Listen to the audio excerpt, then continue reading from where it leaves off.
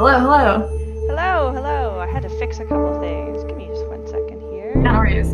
Hooray! We're live. How's it going? Good, how are you doing? Good. So give me a sec to apologize to our audience for the technical issues. Never run an OBS update the day that you have the broadcast. That's my recommendation there. So those of you who have stuck around or who are now joining us because you got the message, thank you for joining the GameDev Cafe. We are live today, I think, with probably one of the cooler interviews I've done. I've been following the project that we're going to talk about today for a little while, so I'm really excited to have Gabby DaRienzo. Did I say that properly? Yeah, you nailed it. That was pretty good. Awesome. I practiced. So it's really exciting to have you on today. Gabby is co-founder of Laundry Bear Games, who is sort of a well-known fixture in the Toronto game dev scene, and they've recently enjoyed some very well-deserved success around the title that you're looking at in our promos, which is A Mortician's Tale. That's also the music that you're listening to right now, for those of you who might have us on just audio in the background. So Gabby, thank you for joining us again. Thank you for having me. Absolutely. I guess, just to begin with, if you want to introduce yourself, I mentioned that you co-founded a studio, but that's not sort of strictly your role in the industry. So I guess why don't you explain to people what it is that you do? Yeah, sure. So I am a Toronto-based game developer and artist. When I'm not working with Laundry Bear, I also freelance and do art for other people's game projects. So most recently, I've been working on a game called Celeste, a game called Parkitect, and I was working on a game called Graceful Explosion Machine, which just came out this year for the Switch. Which is really cool. I forgot that you worked on that. Oh, see, this is I work on a lot of things, yeah. It's hard to keep track. But yeah, those are, if you've not played any of those games, I think you've probably heard of them. They're getting some very, again, well-deserved attention. Oh, thank you. Yeah. And I guess I'm wondering, with Mortician's Tale specifically, was this a different type of project for you in terms of the role you played, or do you sort of take on the role of designer, artist, general go-to person on most of your projects? Most of the projects I work on, I'm just the artist, like hired to work on art, UI, that kind of stuff. So this is kind of, and this is Laundry Bear's, we consider this our debut game as Laundry Bear. Oh, nice. And so, congrats. Thank you. We're very new. So, well, no, we've been working in the industry for a while, but Laundry Bear is very new. So this is like our first project. So, being the game designer on a larger project with multiple people is a pretty new experience for me, and not that's something I normally do with other client games, so it was kind of a fun Interesting. Thing, yeah. Do you enjoy one role more than the other? I'm sure there's advantages to being sort of more focused versus more big picture, but is there one that you feel sort of suits you more? I think my experience is definitely in art and graphic design, and so I'm a lot stronger probably as just an artist, but I really do enjoy designing games as well, and I think that's something I would like to continue doing for my own projects and launch projects and that kind of stuff. So Awesome. Now a lot of people, and I think correctly, aspire to be game designers. I think a lot of people have a lot of great ideas, but when it comes to actually executing and obviously making a game happen, going from concept to final product, there's a lot of stuff that people don't see behind the scenes. Is there anything that you think people maybe, I was going to say, is there any misconception, but maybe that's not the right word. Is there just anything that people maybe don't understand is part of the grind that goes into, designing a game and conceiving all the art and stuff like that? Yeah, I think from the design standpoint, there is a lot more to designing games than just thinking out of an idea and kind of planning it out. There's a lot of, I think, when I think about games that are really successful and games that are really good, there's a lot of, designing your game so that everything works cohesively with it. So for Mortician's Tale is a very narrative-focused game, and making sure that we design the mechanics to suit that game, to the art and the sound design and all that kind of stuff, making sure that it is all cohesive and to support the narrative of Mortician's Tale. I didn't do any sound design. I just mean in general, just kind of overseeing and having a good idea, this kind of stuff. But also, designing out the length of the game and kind of the flow of the game and kind of the loops of it. And so there's a lot more to it than just thinking of an idea and kind of just putting out a thing. I don't know. Maybe people already knew this, but well, and that's just it. Like, some people have gone through the paces, but our audience is, I think, mainly comprised of people who aspire to develop a game. I see. So you may have some friends watching, but you, I think, also probably have some maybe students and also people who, you know, just may have never really ventured into this area of the industry before. So it is kind of a new area, especially for me. Game design is something that, you know, I always thought I understood quite well until I saw people do it. And, you know, part of that, actually, funny enough, part of that I think was at one of the toe jams, and I think you and your team might have been like sitting right next to me, but I remember listening to people prototype, and you know, as you say, there's like a lot of elements that kind of have to go together, otherwise it's clear that a lot of different people are working on a project. So sure. Making it mesh is interesting. Is this type of job something that you always wanted to do? Like, when you were a kid, is this sort of where you saw yourself ending up? Oh yeah, for sure. Actually, when I was a kid, I didn't really ever think about it until I played Majora's Mask. That was like nice. game. That was the game that got me into not just game art and like getting into art, but also game design. I just was obsessed with that game and just like everything about it. And so that was something I aspired to do for a little bit. I kind of lost interest for a bit, and like went to school for graphic design instead, and then kind of like looped back into games. So I'm glad that I came back to it. But yeah, that was when I was a kid, that was like dream job. Did you find that I mean, graphic design, I can sort of see how it might play into games, even though obviously very different disciplines. Is there anything that you sort of took out of doing that type of more formal education that sort of applies really well to what you do now? In terms of like is that a no? Yeah. School suck. No, I'm joking. I don't know. School wise, I'm not sure, but I think graphic design wise, there definitely is a lot of intersection between every kind of design and kind of the iterative process. And I think even just not speaking about art, even just thinking about game design as a whole, or even things like animation, it's all very similar and how you kind of go about it and the pipeline and that kind of stuff. And so I don't think I'm doing a good job explaining this. But even just, you know, and I think on the art side too, my art, even my 3D art, is still very graphic. Yes, I agree. I think it's very clear that my background is in graphic design and not like traditional illustration or animation. So does that make it maybe easier to work in games, because you do, I'm sure, I understand some of the technical challenges, or at least limitations, of sort of working in that medium? Maybe. I think for certain parts of game development, I think it does help. I think that UI, UX is a thing that I was already like very interested in doing in school, and so that kind of helped out a lot. I think that there's, you know, people that study illustration or animation who probably also are just as capable as making games. But I think and that's kind of how I ended up. I kind of like fell sideways into games from school because I got a job right out of school doing marketing for a game studio. Oh, interesting. That's nice. kind of that's what I do. Yay. I got back into it, and then I was doing that for like a year or so at that studio. And then when they needed to hire another UI designer, they just kind of moved me over because I kind of already had that experience. Right, natural. Yeah, so that's kind of how I got back into games. Interesting. And we hear that a lot from people who interview on this Get to Know a Game Dev series, that they have done another discipline that somehow magically transformed into a games opportunity. And by magically, I don't mean magic. I mean by skill and hard work and time and effort. Sure. But also sometimes just, you know, as you say, you kind of fall into it when people just see that your talents kind of align. And thank goodness that they see that.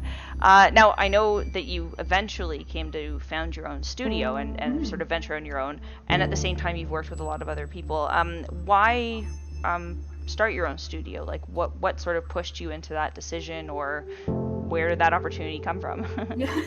Well, so I got into this because I was working for game studios for a little while. Like the first 4 years of my career, I was working for a studio, and then I decided to leave to freelance, mainly because I was getting a lot of friends or colleagues who wanted me to work with them, but wasn't able to do so while I was working for a game studio. So I don't know if this is across the board, but for most of the studios I've worked with, they have what's called like a non-compete contract, which is I feel like that's pretty standard for most studios. But so basically, for anybody who doesn't know what that is, it's if you're working for a game studio, you cannot work for another game studio on the side. Like they want you to kind of focus on what you're doing with them. And so I was working for a studio.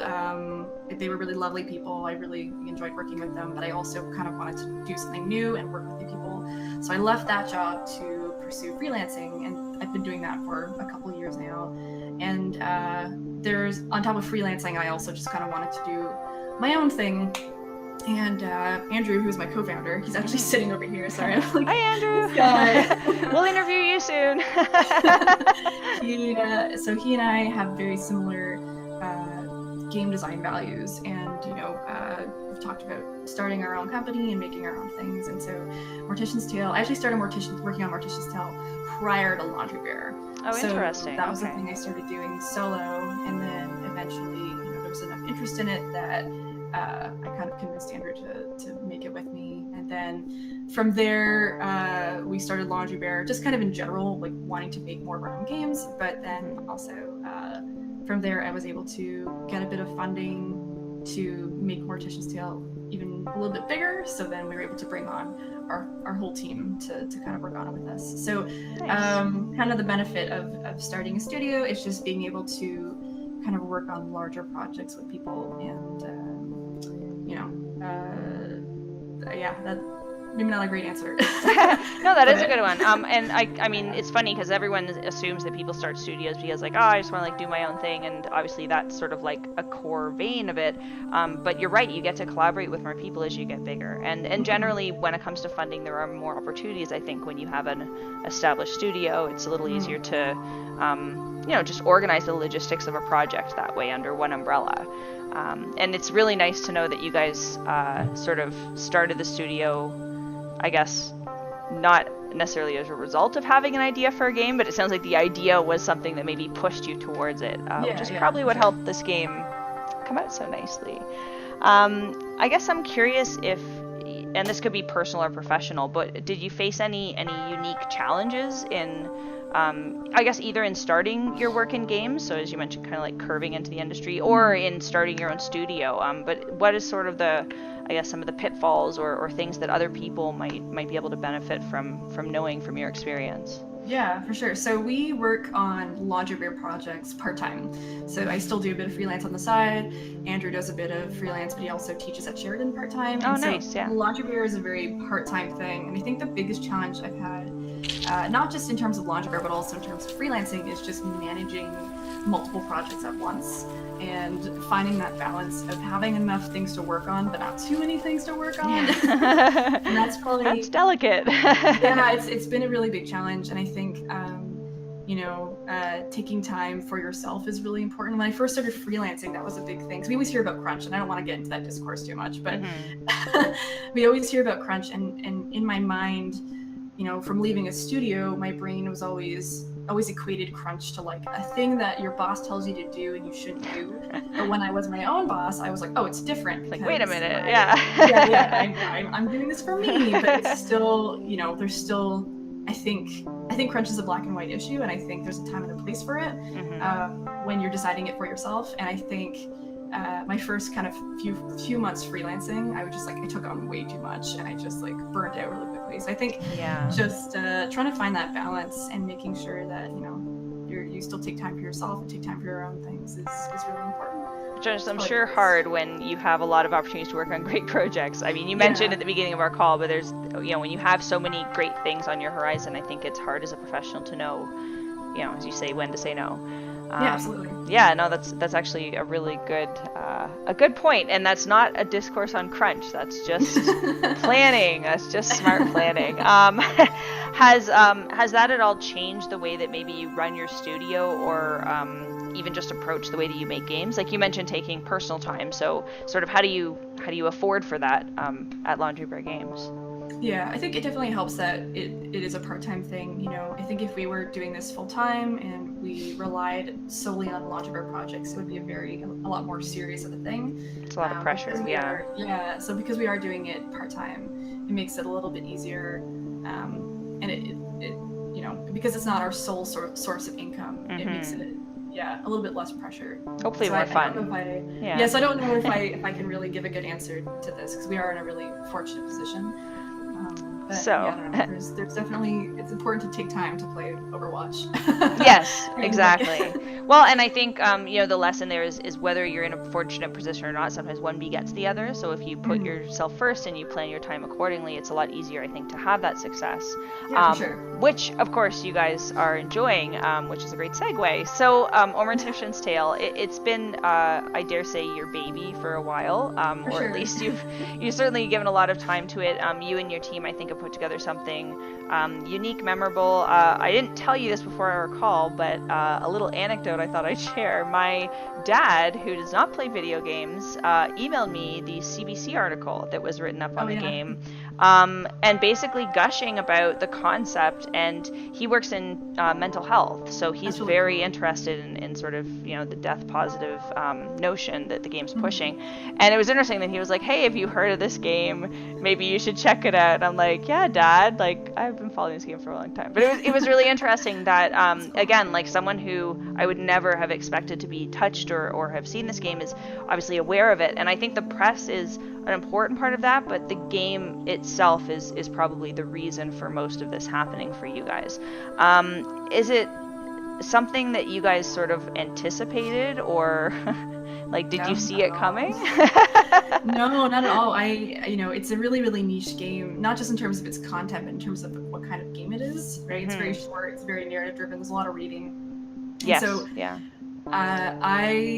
You know, I am very proud of our team. I'm very proud of all the hard work we put into it, but I didn't expect for it to just blow up the way it did. We've gotten a lot of really, really, really, like, tons of positive press, and sales been really, really good. And I just, I didn't expect it. It's really lovely to see. It's really lovely to see that people are interested in this game. Yeah, I mean, the type of game, and I don't want to give too much away. Like, I definitely want to give our audience a chance to play it and explore for themselves. But, you know, visually speaking, we'll talk about sort of the most, like, immediately obvious part when you first open the game. And I know that you were responsible for a lot of the art direction. So I'm just curious if you have any particular inspirations, or if this is a style that you sort of, I mean, you mentioned developing this game for a while. So is this a style that you consider personal, or is this something that you've based on sort of other things that you've come across? Like, aesthetically speaking, so I prototyped this game back in, like, 2015 using a tool called Pico 8, which is like I don't know how to describe it. Kind of like very, very, very limited game making tool, almost like it's almost more of a toy than anything else. There's a lot of really cool games that have come out from Pico 8, including Celeste. Celeste was actually originally neat. I didn't know that. As well. Oh, yeah, and so I prototyped Mortician's Tale, just like really, really, you know, very simple. And because of Pico 8 is very limited in that it only has 16 colors as well. I made this prototype which has only a couple colors. They're all very purple as well. And so when we decided to make this into a full game, we didn't want to use Pico 8. We wanted to use Unity because it's a tool that we're more familiar with, but also there were certain aesthetic decisions that we had to make sure we made room for. So a lot of the medical don't really work with pixel art. We wanted to make sure that they looked a bit more accurate, and so we changed the style from being pixel art to kind of like a low poly, very graphic 3D style. And so, but when we moved it over, I wanted to keep that kind of purple palette because I really like the way it looks. I think it really reinforces. Beautiful. Thank you so much. And I think, you know, talking about earlier about designing everything in your game to support the core of your game. So for us, the narrative, I think we wanted the art to reinforce the game's kind of like sad but hopeful vibes, and I think it does that well. But also it kind of, we also kind of just like chose the way it looks to kind of mask some of the more gruesome parts of the funerary business. And so, you know, the whole game has been a balance of, you know, being as accurate as we can be while also understanding that the game can be quite uncomfortable, and finding that balance to kind of show things realistically while also, you know, keeping that comfort zone there. It's great, yeah. And you do a great job. Thank you. Yeah, no, it's one of the prettiest dead body games that you'll ever encounter. I think it really does allow you to relax into the point of the game, which is not so much the gruesome aspects at all, but the meditative quality of what it must be like to really be a mortician. Is this something that has personally interested you for a while? I mean, I'm someone who I appreciate there's some messaging in the game around sort of people who maybe are obsessed with death or just find it really fascinating and maybe not as abhorrent as I think is maybe natural for others. So I found that really fascinating. I've always enjoyed sort of going to look at, you know, medical museums and stuff like that. But you did manage to make a game that's, you know, I guess comfortable enough for everyone to access. So is that a subject that's sort of important to you personally? Oh yeah, for sure. I would say I've been pretty comfortable with the subject matter for a long time. I have a few friends who are either currently or have previously worked as morticians or funeral directors. Oh, cool. And I think I've always just kind of been very curious about their jobs and always asking questions. Yeah. And wasn't really inspired to make a game about it until I read Caitlin Doty's book. So Caitlin Doty is a LA-based mortician and also a YouTuber and also an author, and she wrote a book a few years ago called Smoke Gets in Your Eyes, and it's like a semi-autobiographical book about her career being a mortician and kind of like how she went from working at a crematorium to kind of going back to school and learning some kind of stuff about the Western death industry and kind of where she's at now, which is running her own business. And she also talks about kind of like the history of the industry as well. So it's a really, really fascinating book, but her personal story of kind of how she went through the industry was what really inspired A Mortician's Tale. And so that's kind of, I don't know, I don't find the subject all that gruesome. I think I'm pretty comfortable with it. And I think for the most part, our team as a whole was very comfortable with it, which is really important when you're working on a game like this, just making sure everybody is comfortable with the subject matter. Because, absolutely. You know, like our sound designer, Jen Costa, who's really like amazing and was really into 6 Feet Under. Oh, nice, yeah. Like, okay, I listened to embalming noises and I think I nailed it. And so, like, you know, doing all this research, That's cool. I think, you know, I think that's really important. And I think sometimes it's a little bit hard for us because something that I am totally comfortable with may not be what everybody is comfortable with. So trying to find that balance and make sure that we're, you know, not crossing any lines has been a really big challenge for us. Interesting. Yeah. I mean, it is a very, and again, I don't want to say too much to give anything away, but it is a pretty emotional game, and on a few levels, not just on the most obvious one, which is, you know, people passing away in the sense of loss, but, you know, independence and sort of business ethics and all kinds of interesting things are wrapped up in there. I really enjoyed the way the game ends, and I'm not going to say any more than that, but I think you mentioned it at the beginning when you were talking about the aesthetic, but how it is sort of intended to have this hopeful vibe, even though it's dealing with subject matter that maybe not seem that way. And I love that. I love the, you know, permanence of dealing with death in that way. It doesn't feel final.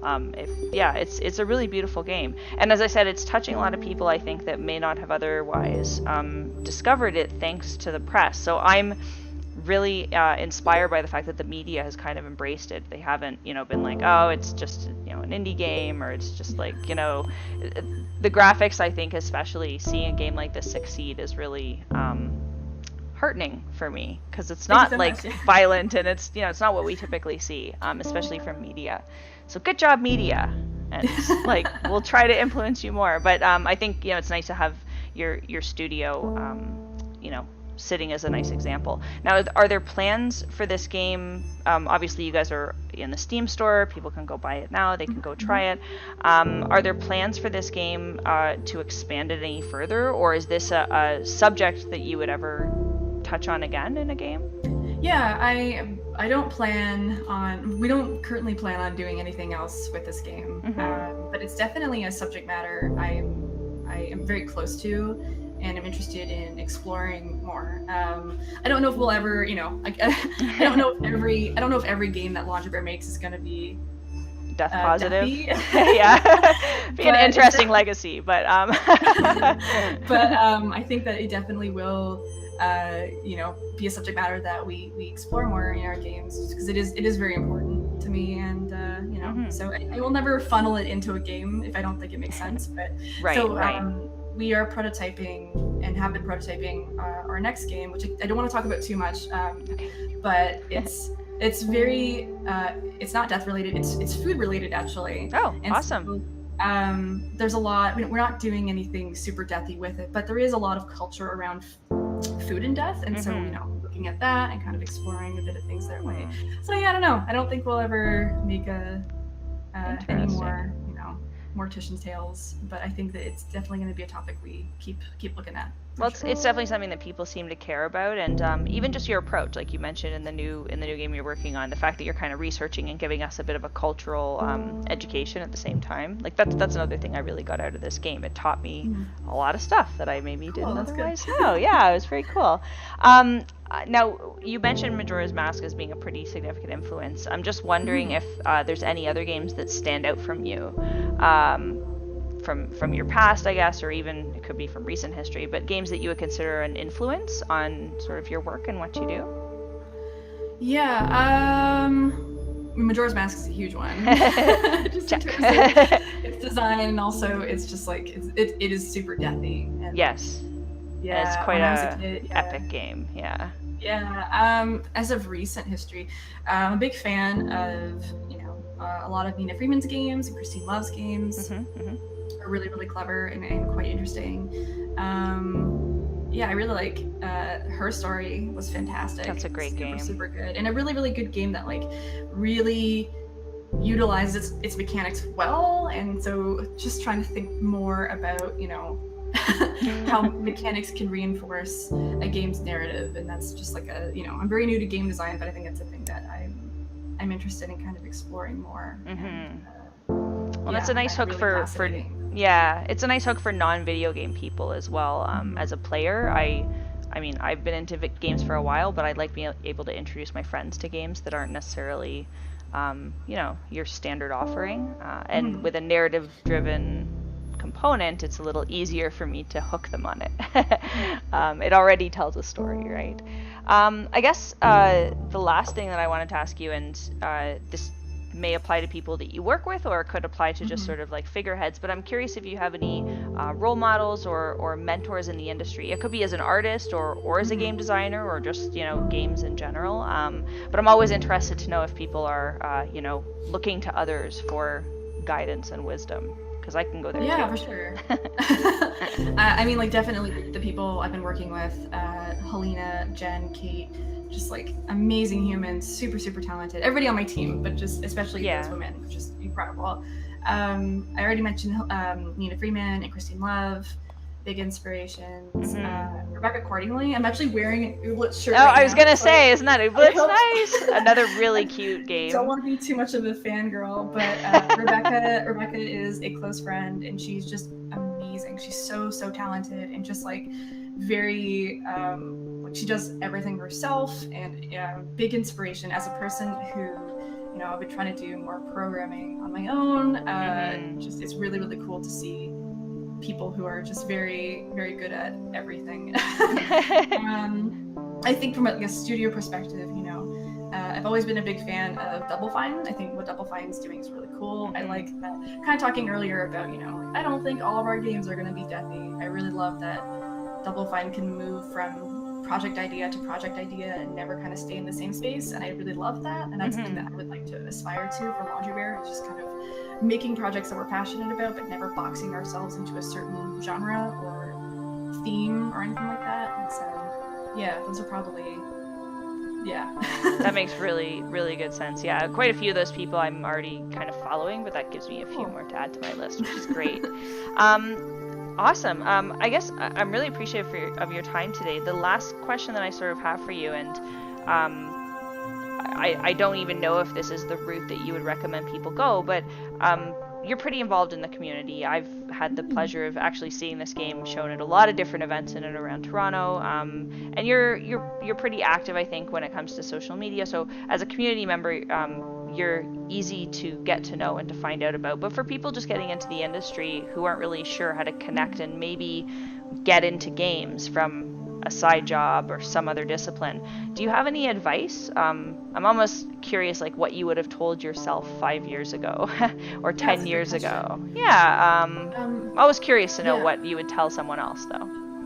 Yeah, that's a great question. I think definitely community is really important. We're really fortunate here in Toronto, right? We have a fairly large community.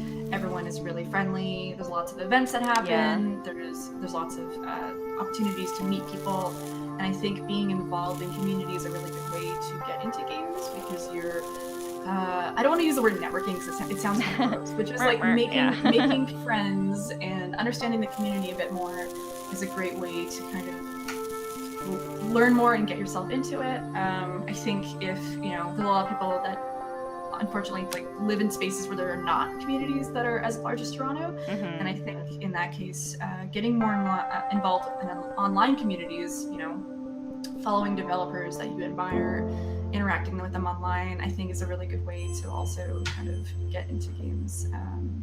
And I think if you're, you know, in a discipline that does not, you know, flow easily into games, there's a lot of ample opportunity and a lot of tools online to kind of help you learn about and make your own games. And so, you know, there's a lot of game making tools like Unity, which are a lot more accessible to new game makers, and because of that, there's also a lot of resources online to kind of teach yourself and learn new things. And I think with platforms like itch.io especially, there's lots more ways to widely distribute your games that you work on as well. So I think that there's lots of opportunities to kind of learn and share and network. And yeah, I don't know, I'm kind of rambling now, but no, that's a really good point. And I guess the kind of the main thing that I heard in there is that it's sort of like non-traditional routes. Like these are not like go to school, get an interview, like build a portfolio. Sure, do all those things too, but as you say, sort of getting out and meeting people.